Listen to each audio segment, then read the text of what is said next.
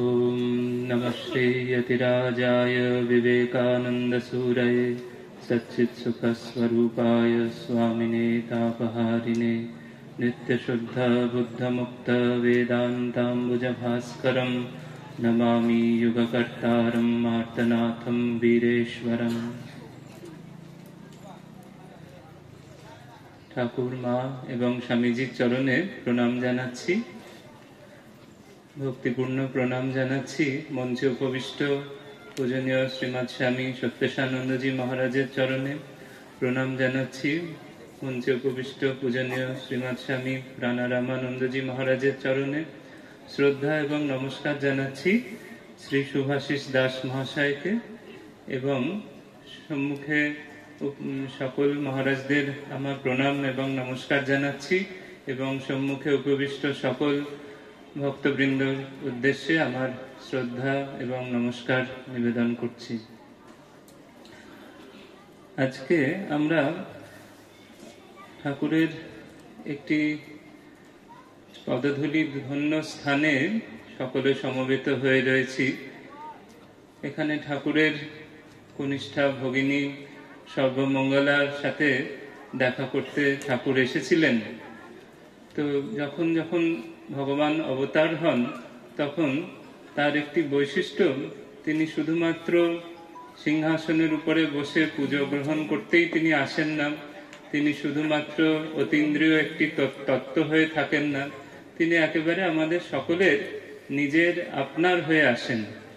সেই জন্য তাকে আমরা দেখি আমাদেরই মতো নানা রকম পারিপার্শ্বিক অবস্থার মধ্যে তিনি একেবারে মিশে রয়েছেন। সেই জন্য আমরা দেখি যে সেই তিনি যার এক বই দুই নেই, সেই তিনি যার পরে আর যার থেকে বড় আর কিছু নেই, তিনি একেবারে নেমে আসেন। তখন তার মা বাবা ভাই বোন বন্ধু আত্মীয় স্বজন এবং নানা তার সহচর সকলে তখন সেইভাবে দেখতে পাই অবতার লীলায়। তাই নরলীলা সেই জন্য দেবভাব এবং মানুষ ভাবের একেবারে সুন্দর একটি মিশ্রণ। এই নরলীলায় আমরা তাই জন্য দেখতে পাই কেন তিনি নরলীলা করেন, কারণ তিনি শুধু যদি দেবভাবে থাকেন, শুধু যদি সবসময় তার ঈশ্বরীয় বিভূতি প্রকাশ করে থাকেন, তাহলে আমরা বলবো সেগুলি ঠাকুর মা বা স্বামীজির জন্যই প্রযোজ্য, তাদের জীবন থেকে আমাদের জীবনের মতো কিছু নেই, সেই জন্য আমরা তাকে দূরে সরিয়ে রেখে দেব। সেই জন্য তিনি একেবারে আমাদের মতো হয়েই আসেন। তো ঠাকুর এখানে এসেছিলেন, তিনি তার বোনের সাথে দেখা করতে, তার কনিষ্ঠা ভগিনী সর্বমঙ্গলার সাথে দেখা করতে এসেছিলেন এই গ্রামে, এই গৌরহাটি গ্রামে।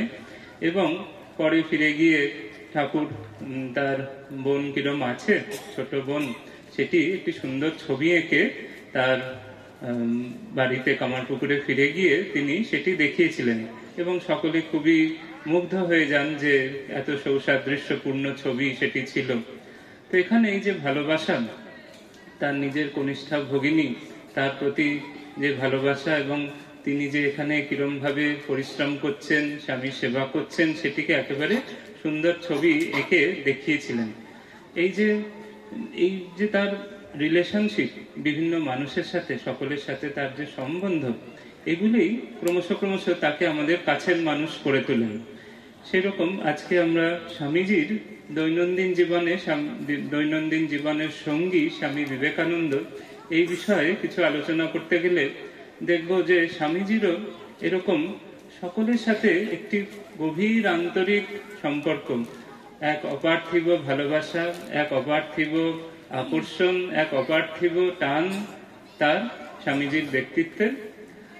শ্রীরামকৃষ্ণের কনিষ্ঠা ভগিনীর কথা আমরা এখানে অনুধ্যান করছি, যে তিনি এখানে কিভাবে স্বামীর সেবা করছেন, পরিশ্রম করছেন, সেটি দেখে ঠাকুর হয়তো কিছুটা আনন্দিত হচ্ছেন। আবার ঠাকুর তো খুব মর্মস্পর্শী লোক ছিলেন, হয়তো বুঝতে পারছেন যে ছোট বোন কত পরিশ্রম করে এখানে সারা ঘর বাড়ির কাজ করছে, গৃহস্থের কাজ করছে এবং স্বামীর সেবা করছেন। হয়তো তার সহমর্মী সহব্যথী হয়ে হয়তো কিছুটা কষ্টও পাচ্ছেন, আবার প্রশংসাও করছেন একসাথে। এই যে সহমর্মিতা, এটি অবতারকে মানুষের কাছে নিয়ে আসে। তাই জন্য তিনি শুধুমাত্র সিংহাসনের উপবিষ্ট দেবতা নন, তিনি একেবারে আমাদের প্রাণের মানুষ হয়ে আসেন। স্বামীজির প্রসঙ্গে, স্বামীজির আমরা জানি যে বিশ্বনাথ দত্ত এবং ভুবনেশ্বরী দেবীর 10 জন সন্তান ছিলেন। তার মধ্যে স্বামীজিরা 3 ভাই, স্বামীজি মহেন্দ্রনাথ দত্ত, ভূপেন্দ্রনাথ দত্ত, এবং স্বামীজির 4 বোন। তাদের মধ্যে একজন, কেউ তার কনিষ্ঠ, কেউ তার জ্যেষ্ঠ। হারামণি, স্বর্ণময়ী, যোগেন্দ্রবালা, চিরণময়ী প্রভৃতি 4 জন স্বামীজির ভগিনীদের কথা আমরা পাই। আমরা ঠাকুরের ভগিনীর কথা এখানে বলতে বলতে একটু স্বামীজির ভগিনীদের কথায় আসি, যে স্বামীজি কি করে আমাদের দৈনন্দিন জীবনের সঙ্গী, তিনি কি করে এই আমাদের মতোই প্রাত্যহিক জীবনের বিভিন্ন সুখ দুঃখ, বিভিন্ন কষ্ট যন্ত্রণা সবগুলো তার জীবনেও বরণ করে নিয়েছেন। তারাও শুধুমাত্র একেবারে নির্লিপ্ত থেকে একেবারে দূরে সরে গিয়ে তিনি থাকেননি। তিনি আমাদের মতোই সেই প্রাত্যহিক জীবনে যত কষ্ট আজকের মানুষ পায়, যত রকমের কষ্ট, যত রকমের সংগ্রাম, সবগুলি স্বামীজির জীবনে আমরা দেখতে পাই। তো স্বামীজির 2 ভগিনী হারামণি দেবী এবং যোগেন্দ্রবালা দেবীর ওনাদের কিন্তু স্বাভাবিক মৃত্যু হয়নি। তাদেরও কিন্তু তাদের শ্বশুরালয়ে অনেক কষ্ট পেয়ে তাদের প্রাণ ত্যাগ করতে হয়েছিল। তাদের সেই কষ্ট স্বামীজির মনে একেবারে প্রচন্ড শেলের মতো নিশ্চয়ই বিদ্ধ হয়েছিল।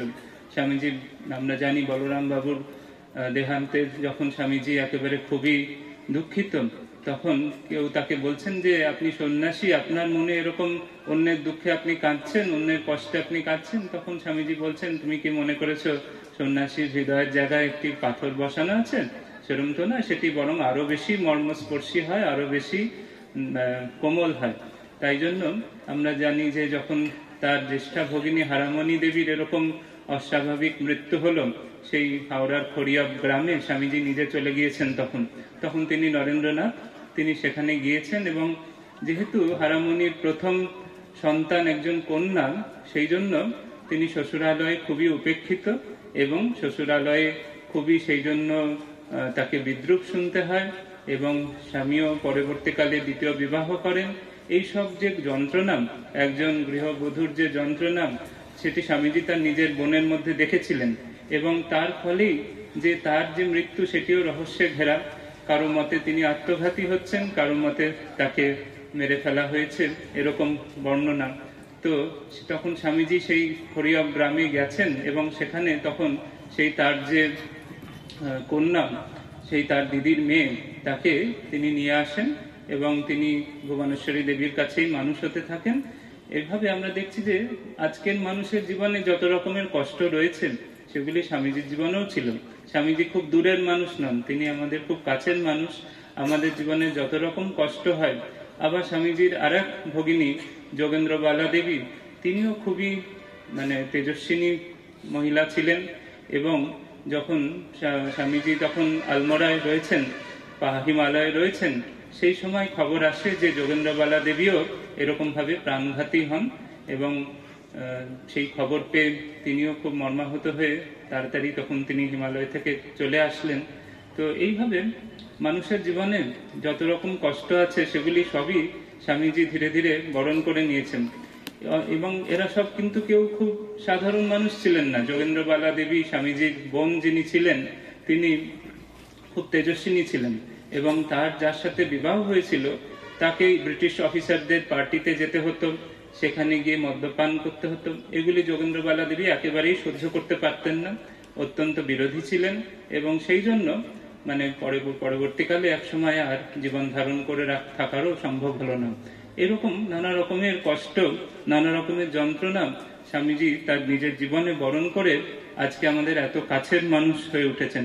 তিনি একদম স্মুথ যদি তার জীবন হতো, কোনো সংগ্রাম নেই, কোনো কষ্ট নেই, শুধু যদি তিনি নির্বিকল্প সমাধি লাভ করতেন, না শুধু কিছু ভালো বক্তৃতা দিতেন, তাহলে কিন্তু আজকে যে স্বামীজিকে আমরা পাচ্ছি, যে স্বামীজি সারা বিশ্বকে, সারা দেশকে জাগ্রত করেছিলেন, সেই স্বামীজিকে আমরা পেতাম না। তাই স্বামীজি আমাদের সকলের খুবই কাছের মানুষ, এবং খুবই আমাদের সুখে দুঃখে সব রকম আনন্দে, সব রকম দুঃখের আমরা দেখব যে স্বামীজির মধ্যেও সেই সব সুখ দুঃখের ঝঙ্কার উঠেছেন। আমরা যদি দেখি যে স্বামীজির জীবনে কত রকমের সংগ্রাম, কত রকমের কষ্ট, আজকের দিনের মানুষের যা যা সংগ্রাম, প্রায় বেশিরভাগ সংগ্রামই আমরা স্বামীজির জীবনে দেখতে পাচ্ছি।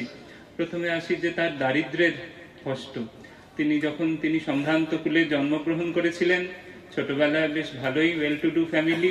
পরবর্তীকালে যখন তার পিতৃবিয়োগ হলো বিশ্বনাথ দত্তের মৃত্যুর পরে, তখন একেবারেই খুবই হতদরিদ্র অবস্থা। কোনো দিন খাওয়া জুটছে, কোনো দিন বলছেন বন্ধুর বাড়িতে খেয়ে আসবো, আজকে আর এখানে খাবার রাখতে হবে না। আসলে জানেন তিনি যদি খান তাহলে হয় মা নয় ছোট ভাইরা কেউ খেতে পাবে না, এরকম অবস্থা। তো সেই চরম দারিদ্র্য।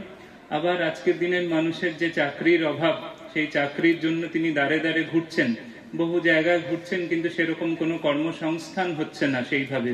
তিনি তখন কিছুদিন বিদ্যাসাগর মহাশয়ের একটি স্কুলে পড়াতে শুরু করলেন, সেখানেও চক্রান্ত করে তাকে সেই স্কুল থেকে তাড়িয়ে দেওয়া হলো। তো সেই জন্য আজকেও এই ধরনের ঘটনা বহু জায়গায় হয়তো হচ্ছে। তো স্বামীজির জীবনেও কিন্তু সেগুলি দেখা যাচ্ছে। আবার দেখতে পাচ্ছি পরবর্তীকালে তাদের যে পারিবারিক কোন্দল, ফ্যামিলি ফিউড সেটি একেবারে প্রচন্ড ভাবে ছিল। তার জ্ঞাতিরা তাদের সমস্ত সম্পত্তি কেড়ে নিয়ে তাদেরকে একেবারে একঘরে করে, ঘর ছাড়া করে, সব রকম ভাবে একেবারে চরম দারিদ্র্যের মধ্যে তাকে ফেলে দিয়েছিলেন। এবং সেই যে কোর্ট কেস, সেটি প্রায় স্বামীজির মহাসমাধির আগে অবধি সেই কোর্ট কেস চলেছে, সেই নিয়ে তাকে লড়তে হয়েছে। সেই জন্য আমরা দেখতে পাচ্ছি আবার ভবিষ্যতে তিনি যখন আমেরিকায় গেছেন বা বিশ্ববিজয়ী হয়ে ফিরে এসেছেন, বহু বিরোধী, স্বদেশবাসী বিরোধী, বিদেশি বিরোধী, বহু রকমের বিরোধী। তো বিশেষ করে যখন তিনি পাশ্চাত্যে রয়েছেন, তখন প্রতাপচন্দ্র মজুমদার থেকে শুরু করে আরো অনেকেই আপ্রাণ চেষ্টা করেছিলেন যাতে স্বামীজির বদনাম হয়, যাতে স্বামীজির ক্ষতি হয়। এবং খ্রিস্টান মিশনারিরা এরকমও চেষ্টা করেছিলেন যাতে স্বামীজিকে মেরে ফেলা যায়। আমরা একটি ঘটনার উল্লেখও কোথাও পাই যে স্বামীজিকে কোনো একদিন নৈশ ভোজে কোথাও একটি কফি খেতে যাচ্ছেন, তিনি কাপটা তুলতে যাবেন, তখনই ঠাকুর দেখা দিয়ে বলছেন খাসনি ও বিষ, অর্থাৎ বিষ মেশানো ছিল সেই কফির মধ্যে। ঠাকুর দেখা দিয়ে স্বামীজিকে সেখান থেকে রক্ষা করলেন। সেইভাবে আমরা দেখছি যে মানুষের জীবনে সব রকম কঠিন পরিস্থিতি তিনি কিভাবে তার নিজের জীবনে বরণ করে নিয়েছেন। স্বদেশে যখন ফিরে এসেছেন তখন তাকে ভুল বোঝা, কেউ ভেবেছেন যে তিনি নিজের মতো কাজ করছেন, ঠাকুরের কাজ ধারায় হয়তো কাজ করছেন না, অন্তরঙ্গ অনেকে এরকম ভেবেছেন। যারা বিরোধী তারা ভেবেছেন যে কি করে একজন বৈদান্তিক সন্ন্যাসী এত দূর বিখ্যাত হয়ে উঠবে, যখন কিনা ব্রাহ্ম সমাজের মানুষ, যখন কিনা খ্রিস্টান মিশনারিরা, যখন কিনা বিভিন্নপন্থী লোকজন বেশ মাথাচাড়া দিয়ে সমাজ সংস্কারকের রোলে অবতীর্ণ হচ্ছেন, সে সময় কি করে একজন বৈদান্তিক সন্ন্যাসী কি করে এত সফল হন, কি করে এত বিশ্বজয়ী হন, কি করে এত সর্বজনগ্রাহ্য হন, সেটি অনেকেরই ঈর্ষার এবং গাত্রদাহের কারণ হয়ে উঠেছিল। অনেকে তাকে তার জন্মগত জাতির জন্য তাকে অবজ্ঞা করেছেন। সমাজে গণ্যমান্য মানুষেরাও তাকে বহুভাবে বিদ্রূপ করেছেন। এইসব বহু রকম। আবার দেখি যখন তিনি একেবারে পরিশ্রম করতে করতে তার সুস্থ সবল শরীরে বহু রোগ ব্যাধি আশ্রয় নিতে শুরু করলো, তখনও দেখি আমরা ঠিকই প্রচন্ড সেই রোগ ব্যাধির জ্বালা। কিন্তু সেই সবের মধ্যেও কিন্তু স্বামীজি একেবারে সেই দীপ্ত সেই পৌরুষের প্রতীক। আমরা সেইভাবে আরেকটি সংগ্রাম ছিল যে একটি নতুন আদর্শ, যে এই যে কি করে 4 যোগের সমন্বয় করা যেতে পারে, কি করে সেবাকে একটি আধ্যাত্মিক সাধনা হিসেবে প্রতিষ্ঠা করা যেতে পারে, কিভাবে প্রাচ্য এবং পাশ্চাত্যের মিলন ঘটানো যেতে পারে, এই সবগুলি বোঝানো খুব কঠিন ছিল।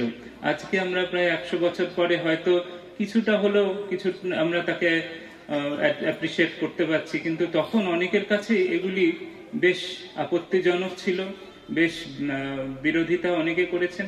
তাই কনভিন্স করানো, অন্যকে একটা নতুন যুগোপযোগী একটা পথ বোঝানো, সে খুবই কঠিন ছিল। এইরকম নানা রকমের সংগ্রাম একদিকে দেখতে পাচ্ছি। তাই তিনি মানুষের জীবনে যত রকমের সংগ্রাম হয়, সে দারিদ্র হোক, চাকরির অভাব হোক, শত্রুতা হোক, রোগ ব্যাধি হোক, কিংবা বহু রকমের যে বিরোধিতা হোক, সবগুলোই কিন্তু তার জীবনে দেখা যাচ্ছে। কিন্তু আমার সাথে, আপনার সাথে এবং স্বামীজির সাথে কি তফাৎ, যে এত রকম দুঃখ কষ্ট, এত রকম সংগ্রামের মধ্যেও স্বামীজি কিন্তু সাধারণ মানুষের মতো ভেঙে পড়ছেন না। স্বামীজি কিন্তু একেবারে কান্নাকাটি জুড়ে দিচ্ছেন না, বা বলছেন না যে আমার ভাগ্যটা খারাপ, আমার কপালটা খারাপ, এরকম বলছেন না। সেইখানেই স্বামীজির থেকে আমাদের শিক্ষার একটি বিষয়। তাই দুঃখ কষ্টেতে তিনি যেমন সঙ্গী, তেমনি সমাধান বলাতেও তিনি আমাদের সঙ্গী, দৈনন্দিন জীবনের সঙ্গী। আমরা দেখতে পাচ্ছি যে যখন তার প্রবল রোগ ব্যাধি যখন বেশ ভালোই হয়েছে, তখন দেওঘরে গিয়েছেন, তখন শ্বাসকষ্ট হচ্ছে। স্বামীজি বলছেন, নিজেই বলছেন যে বালিশ বুকে চেপে বসে আছেন, ভাবছেন এই বোধহয় প্রাণবায়ু বেরিয়ে যাবে, এইরকম অবস্থা, প্রবল শ্বাসকষ্ট হচ্ছে। কিন্তু বলছেন তখনও ভিতর থেকে সোহম সোহম এরকম শুনতে পাচ্ছেন, অর্থাৎ আমি সেই ব্রহ্মস্বরূপ, আমি দেহ নই, দেহের নাশও আমার কিছু নয়, সোহম সোহম সোহম, এর ভেতর থেকে এরকম ধ্বনি উঠছেন। তো এগুলি হচ্ছে স্বামীজির থেকে শেখার, যে কিরকম ভাবে যখন শরীর মন সুস্থ আছে, তখন যদি এরকম ভালো কিছু চিন্তা, ভালো কিছু সাধনা আমাদের ভিতরে প্রথিত হতে পারে, তাহলে যখন রোগ ব্যাধি মৃত্যুর সম্মুখীন হব আমরা, তখনও সেটি আমাদের মধ্যে এরকম স্বাভাবিকভাবে একেবারে আমাদের শক্তি যোগাবে, এবং দেহ মনের পারে যে নির্বিকার অবস্থা রয়েছে সেখানে আমাদের পৌঁছে দেবে। আবার আমরা দেখতে পাচ্ছি যে কেউ বলছেন যে স্বামীজি কারোর সম্পর্কে একটু প্রশংসা করছেন, কিন্তু বলছেন যে কিন্তু ও তো আপনাকে মানে না, ও আপনার বিরোধী। বলছে তাতে কি হয়েছে, ও আমাকে না মানলেও তাতে কোনো অসুবিধা নেই। সেই জন্য এই যে নির্বিকার থাকা, মানে নিন্দায় স্তুতিতে সর্বত্র নির্বিকার থাকা, যখন ঘোর বিরোধিতা হচ্ছে, তখনও তিনি বলছেন যে ঠাকুর আমার সঙ্গে সঙ্গে রয়েছেন, প্রভু সহায়, গুরু সহায়, তাই জন্য কেউ কিছু করতে পারবে না। এরকম প্রবল বিশ্বাস যে স্বয়ং ভগবান আমার সঙ্গে রয়েছেন, ঠাকুর সঙ্গে রয়েছেন, মা সঙ্গে রয়েছেন, আর কারুর কোনো সাধ্য নেই যে এই বিষয়ে তাকে বিন্দুমাত্র এরকম কিছু তার পথ রোধ করতে পারে। এরকম আত্মবিশ্বাস আমাদের থাকতে হবে, তবেই আমরা বিভিন্ন ভাবে সেই জায়গাটা লাভ করতে পারবো। আবার দেখছি যে কি অসাধারণ পবিত্রতা, কি অসাধারণ ত্যাগ বৈরাগ্য। তিনি গিয়েছেন পাশ্চাত্যে, সেখানে একদিকে প্রবল, তিনি দেশে বিদেশে কখনো রাজা মহারাজের, পুরো একেবারে মহারাজাদের প্রাসাদে থেকেছেন, কখনো ভিক্ষার জন্য একেবারে দরিদ্রের কুটিরে থেকেছেন, কখনো একেবারে বিরাট বিলাসবহুল ঘরে তাকে থাকতে দেওয়া হয়েছে পাশ্চাত্যে, কখনো আবার একটা অন্ধকার খুপড়িতে রয়েছেন, যেখানে একেবারে কেউ, স্বামীজি বলছেন, কখনো হয়তো দয়া বসে দুটো পাউরুটি ছুড়ে দিল খাওয়ার জন্য, এরকম একেবারে কঠিন পরিস্থিতি। কিন্তু সর্বাবস্থায় তিনি কিন্তু একেবারে স্থির, শান্ত এবং সবগুলোকেই সমানভাবে একেবারে মেনে নিয়েছেন। বহু প্রলোভন তার কাছে এসেছে, বহু রকমের তার অসাধারণ তার চরিত্র, অসাধারণ তার পবিত্রতা বলে তিনি সেই সব প্রলোভনও সহজেই একেবারে পায়ের তলায় দোলে চলে যেতে পেরেছেন। সেই রকম ভাবে আমরা দেখতে পাচ্ছি, স্বামীজি নিজেই বলছেন যে তিনি যখন তার শিকাগো বক্তৃতা দিলেন, তখন বলছেন তার পিছনে তার পবিত্রতা, তার ব্রহ্মচর্য, সেটি তার মহাশক্তি হয়েছিল, যাতে তিনি একেবারে সামান্য কথাতেই একেবারে বিশ্ব বিজয় করতে পারছেন। তো এখন আমরা যদি একটুখানি ভাবার চেষ্টা করি যে স্বামীজি কিরকম ভাবে এই যে বিরাট এক শক্তির প্রতীক হয়ে রয়েছেন, যে যত রকম দুঃখ কষ্ট সংগ্রাম সেটিও তার জীবনে রয়েছে, যত রকম খ্যাতি প্রশংসা প্রতিষ্ঠা হতে পারে সেটিও তার জীবনে রয়েছে। সেই সময় যখন ইংরেজের বুটের আঘাতে একেবারে ভারতীয়দের আঘাত করত ইংরেজরা বুটের আঘাতে, সেই সময় বেলুন মাঠে দাঁড়িয়ে কখনো জে গুডউইন, তার ইংরেজ শিষ্য, স্বামীজি রেডি হচ্ছেন, তখন জে গুডউইন এসে তার জুতোর ফিতে বেঁধে দিচ্ছেন। এরকম প্রতিষ্ঠা তখনকার দিনে কতজন ভারতীয় পেয়েছেন তা বলা মুশকিল।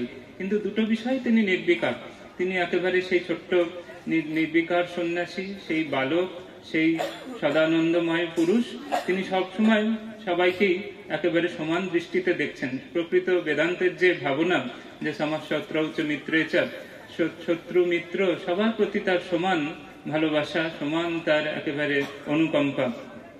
আমরা জানি যে স্বামীজি যখন আলওয়ারে গিয়েছেন তখন সেখানে এক বৃদ্ধার কুটিরে তিনি সেই বৃদ্ধা স্বামীজিকে কিছু আটার টিক্কর বানিয়ে খাওয়াতেন, মোটা মোটা রুটির মতো টিক্কর বানিয়ে খাওয়াতেন। এবং তারপরে স্বামীজি ইতিমধ্যে অনেক বছর কেটে গেছে, বিশ্ব বিজয় করে এসেছেন, আবার আলওয়ারের রাজার অতিথি হয়ে এসেছেন। তো সেই সময় স্বামীজি কিন্তু সেই নিজের দেশবাসীদের ভুলে যাননি, তিনি কিন্তু সেই দরিদ্রের কুটির ভুলে যাননি। তিনি সেখান থেকে সে একলা একদিন সেই বৃদ্ধার কুটিরে গিয়ে উপস্থিত হলেন এবং বৃদ্ধা তাকে লাল্লা বলে ডাকতেন, তার যে নিজের একেবারে অতি আপন সন্তান এরকম ভাবে দেখতেন। তো সেখানে আমরা দেখছি যে তারপরে স্বামীজি যেতেই খুব আনন্দিত যে এতদিন পরে সেই লাল্লাকে সে দেখতে পেল, তো সেই জন্য সে টিক্কর বানিয়ে খাওয়াচ্ছে। ইতিমধ্যে সেই বৃদ্ধাই স্বামীজিকে বলছেন, দেখ শুনেছি যে এই রাজ্যে একজন বিরাট এক সাধু এসেছেন আর কি, তো রাজার অতিথি হয়ে এসেছেন। তিনি জানেন না যে সেই সাধুই স্বামীজি নিজেই আর কি। তারপরে স্বামীজি বলছেন, আচ্ছা যদি সেই সাধু আমিই হই? তখন সেই বৃদ্ধা বলছেন যে না না, তুই তো আমার লাল্লা, তুই তো আমার ছোট ছেলে, সেই জন্য সে অন্য আর একজন কেউ হবে আর কি। তো তিনি স্বামীজিকে ওরকম ভাবে ভালোবাসতেন, কোনো ঐশ্বর্যের লেশ মাত্র নেই। আমরা যেরকম শ্রীকৃষ্ণের জীবনে দেখি যে শ্রীকৃষ্ণ এত বিরাট, পুরো একদম সারা ভারতের প্রাণকেন্দ্র, কিন্তু মা যশোদার কাছে তিনি একেবারে তার নয়নমণি, তার গোপাল, তার নিজের ছোট্ট ছেলে সেইভাবে দেখছেন। আমরা কথামৃততেও পাই যে উদ্ধব বলছেন যে যশোদা মাকে বলছেন যে তোমার কৃষ্ণ তো স্বয়ং চিন্তামণি, তখন বলছেন যে আমি চিন্তামণি নয়, আমার গোপাল কেমন আছে সেটা বলো আর কি। তো এইরকম ভাবে যদি আমাদের দৈনন্দিন জীবনে যদি আমাদের ইমোশনাল সাপোর্ট দরকার হয়, যদি আমাদের কাউকে মানে কারোর কাছ থেকে এরকম কাউকে ভালোবাসতে হয় যদি, তাহলে এদেরকে ভালোবাসা যেতে পারে। এই যে ঐশ্বর্য রহিত যে ভালোবাসা, সেই যে এই বৃদ্ধার স্বামীজির প্রতি যে বাৎসল্য স্নেহ, মা যশোদার যেরকম শ্রীকৃষ্ণের প্রতি বাৎসল্য স্নেহ, সেরকম ভাবে ভালোবাসলে তখন তাদেরকে কাছে পাওয়া যায়। তারা বিরাট বিশ্বজয়ী পুরুষ সে তো অবশ্যই, কিন্তু তার থেকেও বড় কথা তারা কাছে আসতে চান। সেই জন্য ভগবান অবতার হন ভক্তের ভালোবাসা আস্বাদন করবেন বলে। সেই জন্য ঠাকুর, মা, স্বামীজি সকলেই খুব সহজ হয়ে সকলের কাছে আসবেন বলে ব্যাকুল। সেই কাছে আসলেই সেটাই একেবারে পরম আনন্দের কারণ হবে। তাই আমরা চতুর্দিকে নানা রকম ভালোবাসার চেষ্টা না করে যদি ভগবানের প্রতি ভালোবাসাটাকে কেন্দ্রীভূত করতে পারি, তাহলে সেটি অনেক বেশি আনন্দদায়ক, তৃপ্তিদায়ক হয়ে ওঠে। সেই বৃদ্ধার কুটির থেকে একটি জায়গায় উল্লেখ রয়েছে যে স্বামীজি কিছু আটা নিয়ে গিয়ে বেলুড় মঠে তার ঘরে রেখেছিলেন, কারণ সেটি এত পবিত্র, সেখানে নিঃস্বার্থ ভালোবাসা রয়েছে। সেই জন্য ভগবানের কাছেও সেটি অত্যন্ত একটি প্রেশাস, একটি মূল্যবান একটি জিনিস। সেই জন্য স্বামীজির জীবনেও আমরা এরকম দেখতে পাই যে স্বামীজি সেই বৃদ্ধার কুটিরে সে আটা নিয়ে গিয়ে নিজের কাছে রেখেছিলেন, যে এটি অতি পবিত্র। সেই জন্য আমরা এইভাবে দেখতে পাচ্ছি যে কিভাবে স্বামীজি কত কাছের মানুষ, তিনি আমাদের দৈনন্দিন জীবনের বন্ধু, সন্তান, প্রভু, গুরু, পথপ্রদর্শক, যেভাবে যে দেখতে চান সেইভাবেই স্বামীজিকে খুব কাছ থেকে পেতে পারবেন। কিরকম ভাবে আমাদের দৈনন্দিন জীবনের সংকটের বিভিন্ন কঠিন পরিস্থিতিতে স্বামীজি কিরকম আমাদের সহায় হতে পারেন, তার কয়েকটি উদাহরণ আমরা যদি দেখি। স্বামীজির স্থূল শরীর থাকতেই আমরা এমা কালভের কথা আমাদের বইতে পাচ্ছি। তিনি একজন বিখ্যাত অপেরা সিঙ্গার, গায়ক গায়িকা, তখনকার দিনের বিখ্যাত গায়িকা যার কেউ গান শুনিয়েছেন। তিনি স্বামীজির কাছে এসেছেন, স্বামীজি একটি বই পড়ছিলেন, তখন সেই এমা কালভের সামনে এসে দাঁড়াতেই স্বামীজি বইয়ের দিক থেকে দৃষ্টি না উঠিয়ে বলছেন, কি এক ঝড় নিয়ে এসেছো তোমার সাথে। অর্থাৎ তার জীবনের যে ঝড়, একদিকে খ্যাতি রয়েছে, আরেকদিকে ভিতরে প্রবল একটি সামাজিক এবং নানা রকম সমস্যা তার ভিতরে একেবারে ঝড়ের মতো উঠছে। তখন স্বামীজি একে একে তার জীবনের সমস্ত ঘটনা বলে যেতে লাগলেন এবং ধীরে ধীরে তার জীবনের বহু সমস্যার সমাধান হতে লাগলো এবং সে ধীরে ধীরে স্বামীজির একজন বিরাট একজন গুণগ্রাহী এবং তার কৃপা প্রাপ্তদের মধ্যে একজন এমা কালভে। সেই এমা কালভে আবার আমরা দেখি পরবর্তীকালে কিরকম ভাবে স্বামীজির দ্বারা, স্বামীজির কৃপা যারা পেয়েছে তারা কিরকম হয়েছে, তাদের জীবন আমরা শ্রী শ্রী চণ্ডীতে যেরকম রয়েছে যে ত্বামাশ্রিতা নাম ন বিপন্নরা নাম ত্বামাশ্রিতা হ্যাশ্রয়তাং প্রয়ান্তি। দেবতারা মহামায়া স্তব করছে এবং বলছেন, মা তোমার যারা আশ্রিত তাদের কখনো কোনো বিপদ হয় না, উল্টে তারাই আবার পরে অন্যের আশ্রয়স্থল হয়ে ওঠে। সেইভাবে আমরা দেখতে পাচ্ছি যে এমা কালভে পরবর্তীকালে একজনের সাথে তার আলাপ, ড্রিনেড ভার্ডিয়ার বলে এক ভদ্র মহিলা, তার সাথে কথায় কথায় তারও এরম অন্তর্জামিত্ব শক্তি এসে গেছে। স্বামীজির যেরকম ছিল সেরকম এমা কালভের মধ্যেও সেরকম অন্তর্জামিত্বের একটি শক্তি এসে গেছে। তিনি ড্রিনেড ভার্ডিয়ারকে বলছে, দেখো কিছুদিনের মধ্যে তোমার জীবনে অনেক সমস্যা আসবে, তখন তুমি স্বামী বিবেকানন্দের নাম করবে, তার কাছে প্রার্থনা করবে, তুমি বল পাবে। এবং ড্রিনেড ভার্ডিয়ার বলছেন, সত্যি কয়েক মাসের মধ্যে জীবন একেবারে নরক হয়ে গেল, নানা রকম জটিলতা, নানা রকম সমস্যা আসতে লাগলো। তখন তিনি কোনোদিন স্বামীজিকে দেখেননি, স্বামীজির ছবিও দেখেননি, এবং কিন্তু তিনি এমা কালভের উপদেশটি মনে রেখেছিলেন এবং মনে মনে স্বামীজির কাছে প্রার্থনা করতেন যে তুমি আমায় শক্তি দাও, স্বামীজির নাম করতেন আর স্বামীজির কাছে প্রার্থনা করতেন। এবং ধীরে ধীরে খুব শক্তি পেয়ে গেলেন এবং সব রকম প্রতিকূলতা কাটিয়ে উঠলেন। যখন তিনি কাটিয়ে উঠলেন, তখন তার মনে হলো, আচ্ছা যার কৃপায়, যাকে আশ্রয় করে, যার সঙ্গ করে আমি এত কঠিন মুহূর্তগুলো কাটিয়ে উঠলাম, তার ছবি একটা দেখতে হবে আমাকে। তিনি বহু লোকের কাছে তখন স্বামী বিবেকানন্দের একটি ছবি খুঁজছেন, কিন্তু কারোর কাছে সেটি পাচ্ছেন না। তখন তিনি রেনে ল্যালিকের সাথে দেখা, যিনি একটি জোসেফিন ম্যাকলাউডের অনুপ্রেরণা একটি ক্রিস্টালের মূর্তি বানিয়েছিলেন। জোসেফিন ম্যাকলাউড বলতেন যে nothing can represent Swamiji except crystal, শুদ্ধ স্ফটিক ছাড়া আর কিছুই স্বামীজিকে মূর্তিমান করতে পারে না। সেই জন্য তখন তিনি সেটিও দেখতে পেলেন না। পরে জোসেফিন ম্যাকলাউডের সাথে তার দেখা। জোসেফিন ম্যাকলাউড তিনি স্বামীজির একজন অন্যতম অনুগামী, এবং তিনি স্বামীজি যখন এই ড্রিনেড ভার্ডিয়া তার কাছে এসছেন, কিছু শোনেনি, কি জন্য এসছেন। আসতেই জিজ্ঞেস করছেন, বলো কি জন্য এসেছো। ড্রিনেড ভার্ডিয়ার আসলে একটি স্বামীজির ছবির জন্য এসছেন, যে স্বামীজির এত সঙ্গ করে, এত নাম করে, প্রার্থনা করে আমি এত কঠিন পরিস্থিতি পার করলাম, তার ছবিও একবার দেখতে চাই অন্তত। তখন সেই কথা তিনি বলেননি, শুধু কেউ বলেছে তুমি জোসেফিন ম্যাকলাউডের কাছে যাও, তিনি তোমাকে একটা স্বামীজির কিছু রিপ্রেজেন্টেশন দিতে পারেন। জোসেফিন ম্যাকলাউড বলছেন, বলো কি জন্য এসেছো বাচ্চা। বলে তখন তিনি বলছেন, ড্রিনেড ভার্ডিয়া নিজের জীবনের সব সমস্যা বলছেন এবং কি করে স্বামীজির নাম করে, স্বামীজির কাছে প্রার্থনা করে তিনি সেই সব কাটিয়ে উঠলেন সেসবও বলছেন। কিন্তু বলতে বলতে দেখছেন জোসেফিন ম্যাকলাউড অন্যমনস্ক হয়ে গেছেন, তিনি তার কথা শুনছেন না। হঠাৎ উঠে গিয়ে নিজের ব্যাগ হাতড়াচ্ছেন, ব্যাগ হাতড়ে হাতড়ে সেখান থেকে একটা জিনিস বার করে বলছেন, সাধারণত আমার কাছে একটাই থাকে, কিন্তু আমার কাছে আজকে দুটো আছে, এটা তুমি নাও। বলে ওই ক্রিস্টালের তৈরি স্বামীজির মূর্তি একটি ড্রিনেড ভার্ডিয়ারকে দিলেন। অর্থাৎ আমরা দেখতে পাচ্ছি যে স্বামীজির যারা সঙ্গ করেছেন, স্বামীজি যেরকম অন্তর্যামী ছিলেন, পরবর্তীকালে সেই শক্তির কিছুটা আভাস এমা কালভের মধ্যে দেখলাম, কিছুটা আভাস জোসেফিন ম্যাকলাউডের মধ্যেও আমরা দেখছি। তিনিও অন্তর্যামী হয়ে গেছেন, বলতে হচ্ছে না, জাস্ট এসে বসেছেন, বুঝে গেছেন যে কি জন্য এসেছেন, সঙ্গে সঙ্গে গিয়ে ব্যাগ থেকে ওই জিনিস বার করে ওর হাতে দিয়ে দিলেন। ওর বলা শেষ হওয়ার আগেই উনি যে একটি স্বামীজির ছবি বা মূর্তির জন্য এসেছেন সেটি বলতেও হলো না। এইরকম স্বামীজির যারা কৃপা লাভ করেছেন, যারা স্বামীজিকে ভালোবেসেছেন, জোসেফিন ম্যাকলাউড স্বামীজিকে বলেছিলেন যে কি করে আমি আপনার সেবা করতে পারি। তখন স্বামীজি বলেছিলেন, ভারতবর্ষকে ভালোবাসে, লাভ ইন্ডিয়া। তখন তাহলেই হবে। এইভাবে স্বামীজিকে ভালোবাসলে, ভারতবর্ষকে ভালোবাসলে কি ক্ষমতা হয়, কি শক্তি হয়, সেসবের উদাহরণ এইসব দৃষ্টান্তের মধ্যে আমরা পাচ্ছি। স্বামী সদানন্দজি মহারাজ, স্বামীজির আরেকজন শিষ্য, তিনিও স্বামীজির প্রেমে পাগল।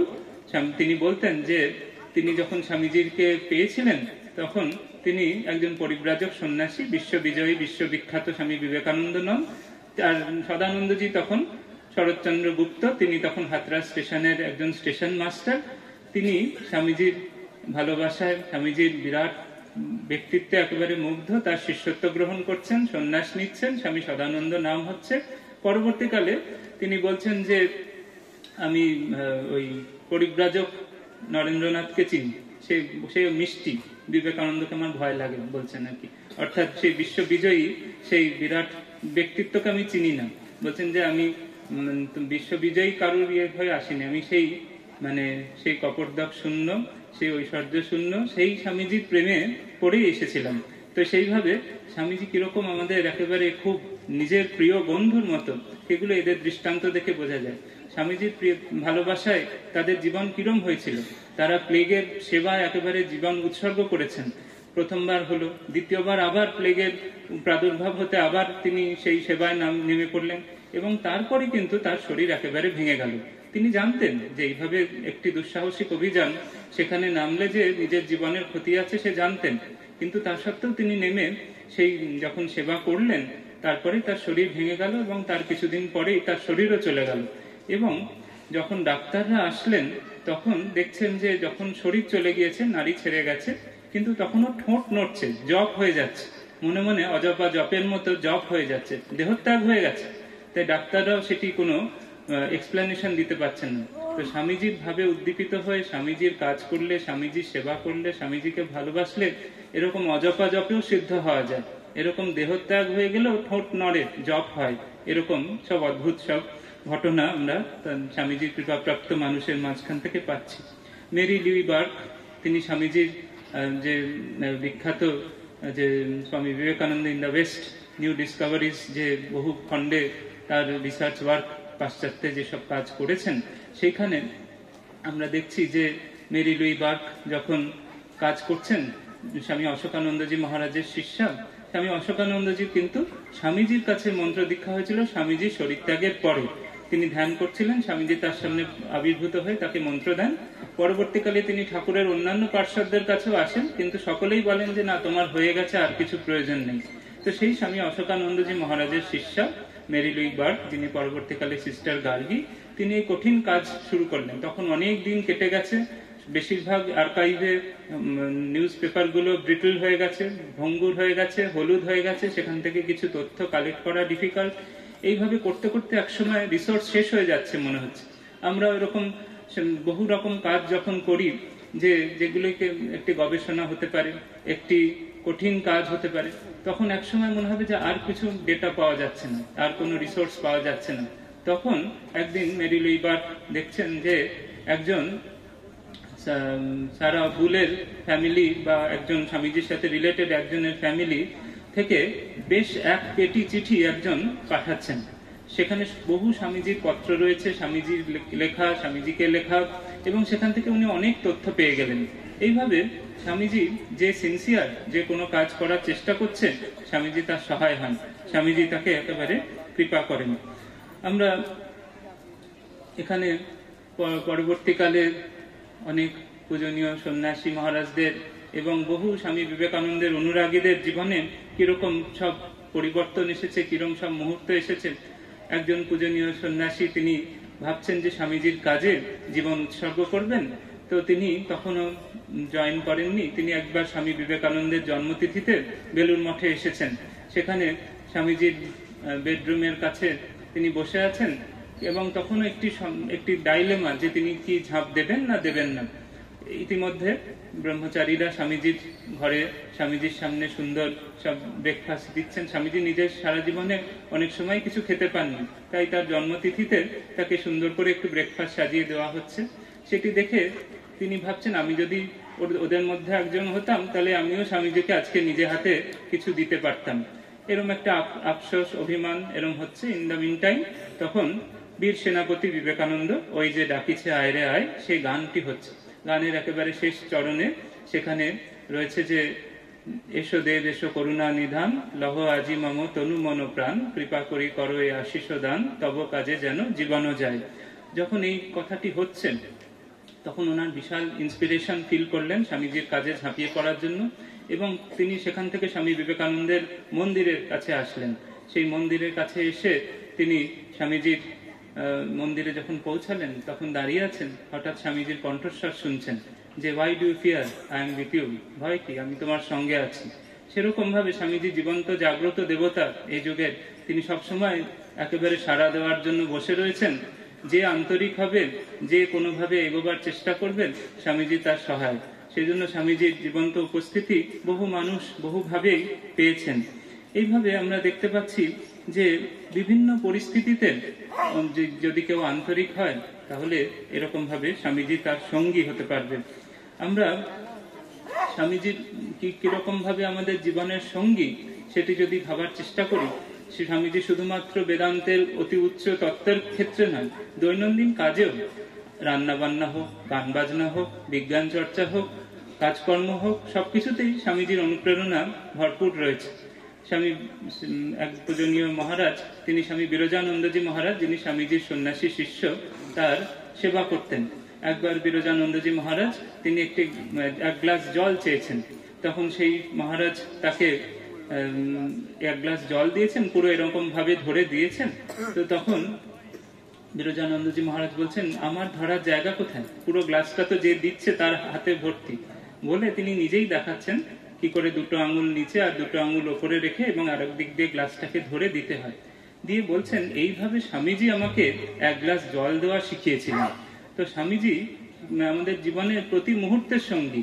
এক গ্লাস জল কিভাবে দিতে হয়, মানুষের সাথে কিভাবে ব্যবহার করতে হয়, মানুষের মধ্যে কি করে ভগবানকে দেখে তার সেবায় পূজায় নিজেকে আত্মবলিদান দিতে হয়, সব বিষয়ে স্বামীজি আমাদের দৈনন্দিন জীবনের সঙ্গী।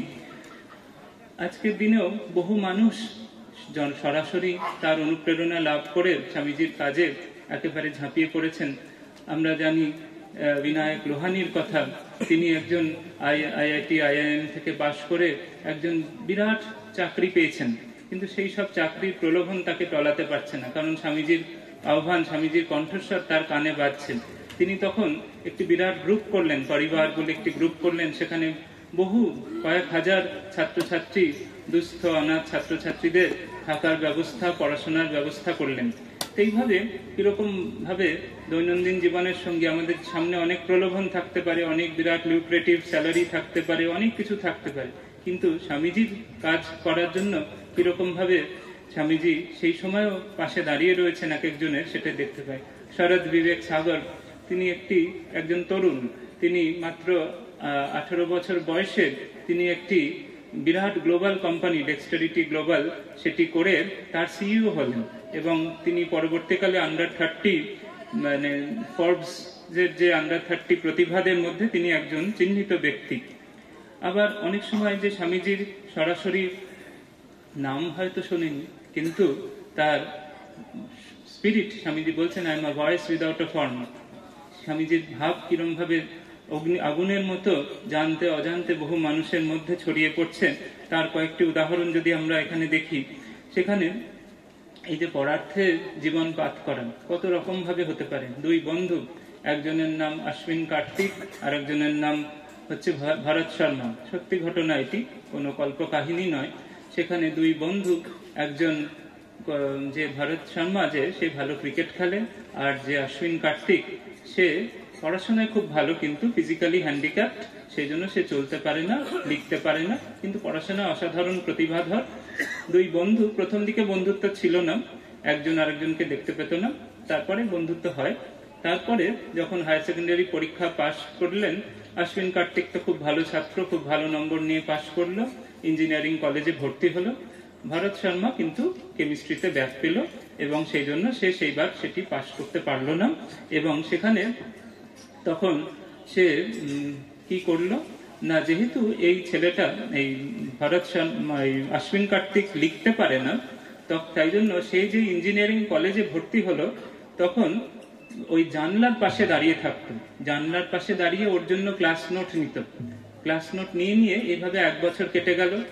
এর ইঞ্জিনিয়ারিং এর 1 বছর হয়ে গেল, ওর আবার দ্বিতীয়বার ব্যাকলগ পেপার ক্লিয়ার করার সময় এসে গেল। যখন এলো, তারপরে সে পরীক্ষায় পাশ করে গেল, হায়ার সেকেন্ডারি পরীক্ষায় পাশ করে গেল, ব্যাকলগ ক্লিয়ার করলো। কিন্তু ও কিন্তু বাড়িতে কিছু বললো না, কাউকে কিছু বললো না।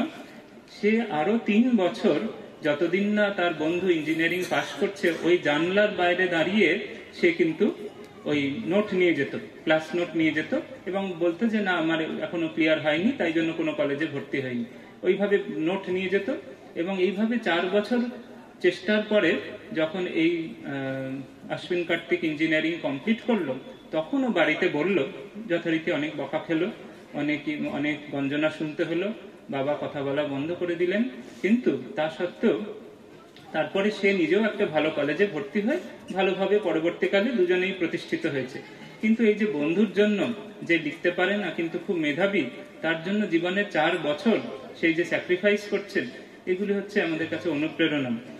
আবার স্বামীজির যে আত্মবিশ্বাস, স্বামীজি বারবার বলেছেন দুর্বলতাই মৃত্যু, নিজের উপর নিজেকে যেরকম ভাববো, নিজেকে সবল ভাবলে সবল হব, দুর্বল ভাবলে দুর্বল হব, এরকম সব কত রকমের ঘটনা রয়েছে।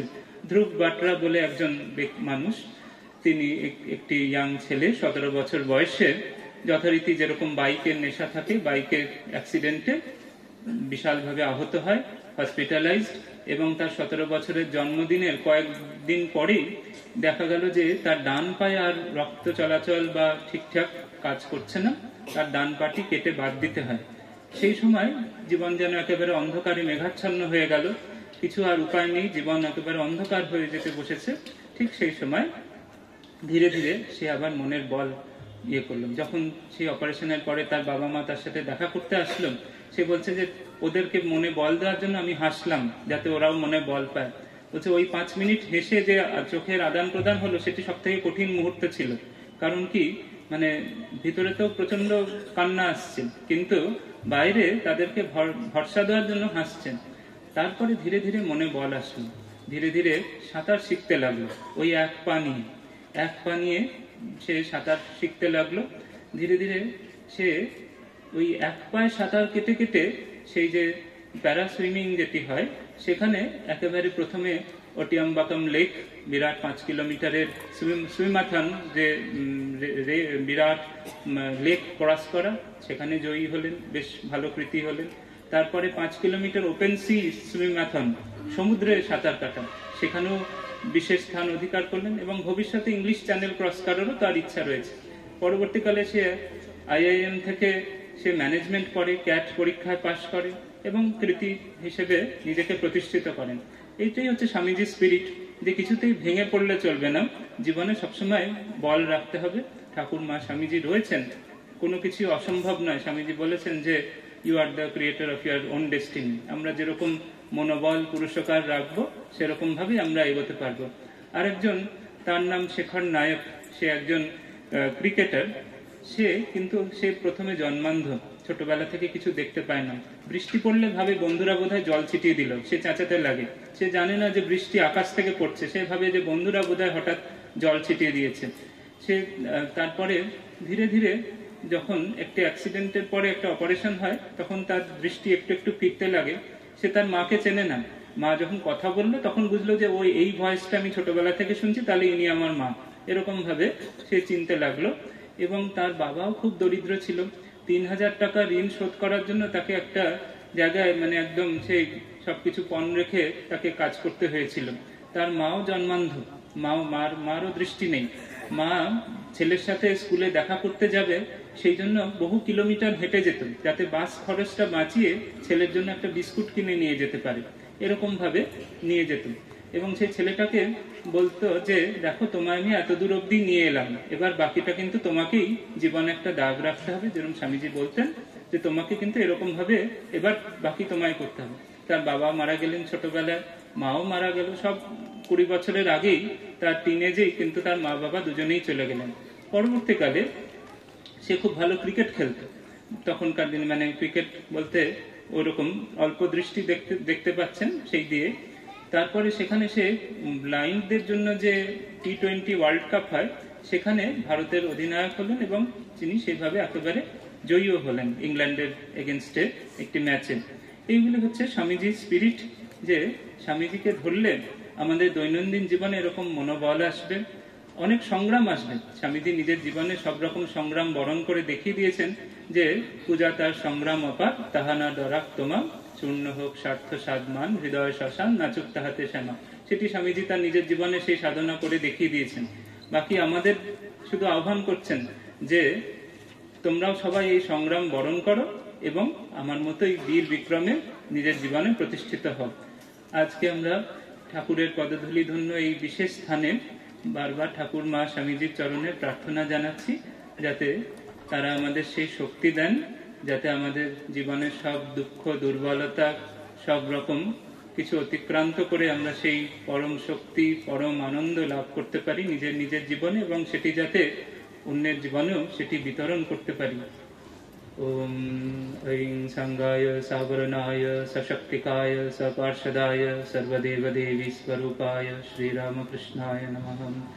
श्रीरामकृष्णार्पणमस्तु।